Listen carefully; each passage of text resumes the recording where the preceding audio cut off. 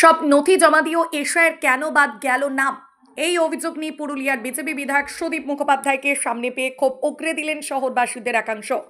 জনসংযোগে বেরিয়ে সাধারণ মানুষের তীব্র প্রশ্নের মুখে পড়তে হলো পুরুলিয়া বিধায়ককে।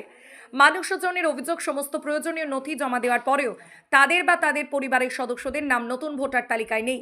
কারো বাবার নাম ডিলিট দেখাচ্ছে, আবার কারো পরিবারের একাধিক সদস্যের নাম সম্পূর্ণভাবে বাদ পড়েছে। কেন এমন পরিস্থিতি তৈরি হয়েছে এবং এর সমাধান কি, এই প্রশ্নে বিধায়কের কাছে স্পষ্ট জবাব চান সাধারণ মানুষ। আমার বাবার নাম হচ্ছে নীলকণ্ঠ নন্দী, কিন্তু ডিলিট আছে যে আমি আমার দু ভাই, আমার আমার বউয়ের, আমার মানে বৌদির নাম আসে গেছে 28 তারিখে জনটা ইয়াটা হয়েছিল, কিন্তু বাবার নামটা ডিলিট আছে যে। তো ডিলিটে আমি বিএলওকে জানাই যে নামটা ডিলিট আছে যে কি দিতে হবে। তো ডকুমেন্ট বলছি যা যা দেওয়া হয়েছিল ডকুমেন্টসগুলো দিয়ে সাবমিট করে দাও। আমি তো গেছিলাম ডিএম অফিসে।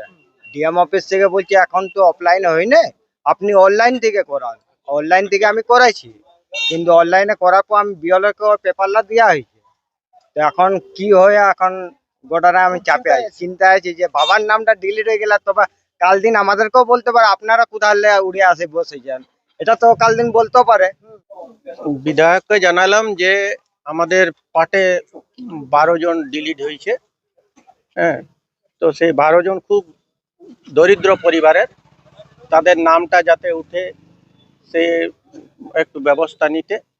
আর এই 12 জন পরিবারের তারা জেলা শাসক দপ্তরেও নাকি গিয়েছিল, কিন্তু জেলা শাসক দপ্তর থেকে বিএলওদের বলছে বিএলওর মাধ্যমেই হবে, কিন্তু আমাদের কাছে কোনো ইনস্ট্রাকশন আসেনি যে বিএলওরা কিভাবে কি কি করবে এই সম্বন্ধে আমাদের কাছে কোনো গাইডলাইন নেই। আমরা খুব বিভ্রান্তির মধ্যেও আছি এবং যাদের ডিলিট হয়েছে তাদের বাড়ির থেকেও নানা রকম ধরনের চাপ আসছে যে আমাদের নামটা যাতে উঠে যায়।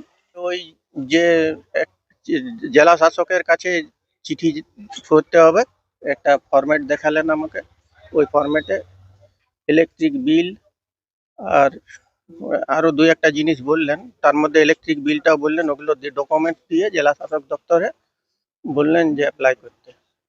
এটার প্রথম কারণটা যেটা হয়েছে, রাজ্য সরকারের কাছে ডাটা এন্ট্রি অপারেটর চেয়েছে, যেটা রাজ্য সরকার দেয়নি, বদমাইশি করেছে।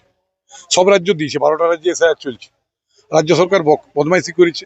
আর এই রাজ্যের মানুষ জানে যে মুখ্যমন্ত্রী কত রকমের ধূর্ততা এই সার নিয়ে করছে, নানা কাজেই করে থাকে, উনি করছেন।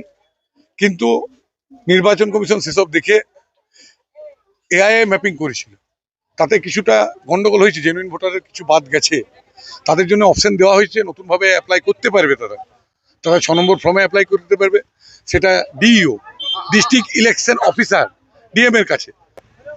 আমরা প্রতিনিধি পাঠিয়ে সিইওর কাছে, চিফ ইলেকশন কমিশনের কাছে জানাই যে ডিএমরা মুখ্যমন্ত্রীর নির্দেশে আবার তাদেরকে হ্যারাস করবে, বদমাইশি করবে, তাদেরকে যাতে নাম না উঠে সেটা করবে। ফরম্যাটটা আছে, আমি ওনাকে বললাম যে এই ফরম্যাটে যদি ডিএম সাহেব না নিচ্ছে, উনি বললেন ডিএম সাহেব নিচ্ছেন না, অফলাইনে নেওয়া উচিত, রিসিভ কপি দেওয়া উচিত, কি কারণে হচ্ছে না, তো পরবর্তীকালে যদি না হয় তাকে জানানো উচিত, আর যদি হয়ে যায় তারটা তোলা উচিত। যদি ডিএম সাহেব না নেবে, সেই জন্য আমরা মুখ্য নির্বাচনী আধিকারিক, সিইও, চিফ ইলেকশন অফিসার ইংরেজিতে বলে, তাকেও বলেছি যাতে অনলাইনে আপনার কাছেও অ্যাপ্লিকেশন করা যায়, সেই ব্যবস্থাটাও রাখুন। উনি সেই ব্যবস্থাটা রেখেছেন। মানুষ যদি এখানে হ্যারাস হয় ডিস্ট্রিক্ট অথরিটির কাছে, তখন চিফ অথরিটির কাছে যাবেন। আমরা একটাও জেনুইন নাম বাদ দিতে দেব না, যারা ভারতীয়, বাংলাদেশি, রোহিঙ্গা, যাদের কোনো অস্তিত্ব এখানে ছিল না, এখানে যাদের কোনো জ্বর নেই, তাদের নাম উঠবে না। ভারতবাসী, প্রতিটা ভারতীয় ভোটার লিস্টে নাম থাকবে, তারা ভোটাধিকার থাকবে, তারা ভারতীয় নাগরিক। এটা তো স্বাভাবিক, এটাই হওয়া স্বাভাবিক। এবং শুধু এটা পুরুলিয়া বিধানসভার প্রার্থী কালটুদার জন্য নয়, প্রত্যেকটা জেলায়, প্রত্যেকটা ব্লকে, প্রত্যেকটা অঞ্চলে যেখানেই বিজেপির নেতারা মানুষের কাছে ভোট চাইতে বেরোবে, সেখানে তাদেরকে এই প্রশ্নের সম্মুখীন হতে হবে।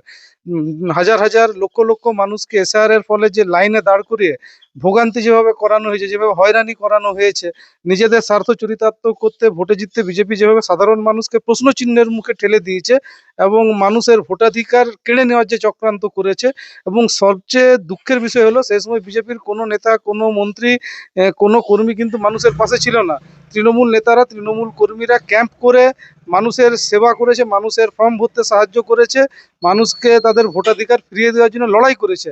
এমনকি মমতা ব্যানার্জি কলকাতা এবং সুপ্রিম কোর্টে পর্যন্ত গিয়ে লড়াই করেছে। এখন তিনি ধর্নায় বসে আছেন মানুষের ভোটাধিকার রক্ষা করতে। সেখানে বিজেপির কোনো নেতা মন্ত্রী বা কর্মী তো মানুষের বিপদের সময় পাশে দাঁড়ায়নি। সুতরাং মানুষ তো এই প্রশ্নটা আজ করবে, যখন তাদের ভোটাধিকার প্রশ্নের মুখে তখন বিজেপিকে দেখা যায়নি, এখন ভোট নেওয়ার সময় তারা কেন আসছে? সাধারণ মানুষ তো এই প্রশ্ন বিজেপিকে করবে। দেশ নির্বাচনের প্রাক্কালে ভোটার তালিকা নিয়ে বিতর্ক রাজনৈতিক মহলে নতুন করে আলোচনা জন্ম দিয়েছে। সাধারণ ভোটারদের দাবি প্রশাসন ও নির্বাচন কমিশন দ্রুত বিষয়টি খতিয়ে দেখে সমস্যার সমাধান করুক, যাতে প্রকৃত ভোটারদের নাম তালিকা থেকে বাদ না পড়ে।